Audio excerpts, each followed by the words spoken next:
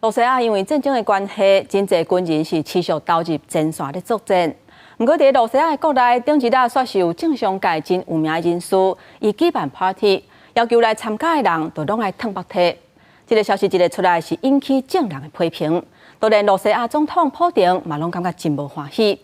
尾后，这个 party 的主办人嘛有赶紧出面来回释咧。穿乌西衫的俄罗斯歌手吉尔科罗夫，在和翕影片的人伸手摸身体，更加穿白色半透明衫的女歌手米利亚夫斯卡，哪讲哪笑。在俄罗斯士兵一直投入乌克兰前线作战的时阵，国内煞伫20日伫莫斯科一间夜店举办主题合作烫白体幻想派对，门票要100万的卢布，差不多是台票将近34万块。主办的人是布洛克兼电视主持人伊弗列娃，要求出席的人服装要接近无穿衫，吸引真侪正常名流参加。严格活动相片甲影片传出来了后，就引起大众批评。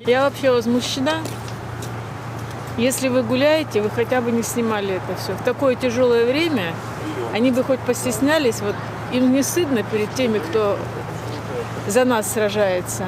Я считаю обоснованно. 对此，支持俄乌战争的前克里姆林宫的布洛克、国会议员甲活动人士拢真生气。虽然真侪参加的人陆续公开回示咧，严格有关和判刑罚款，甚至有人失去公共合约，因此甲主持的时段互删除。饶舌歌手瓦西奥因为迄一天只有穿鞋仔，甲用一个袜仔甲下半身砍掉的，和莫斯科法院用刁乱治安行为宣传非传统性关系，判刑15天，甲罚款20万卢布，等于是台票68000块。而有名新闻女主播嘛是总统普廷教女的苏布查克嘛出席这场活动，引起普廷无欢喜。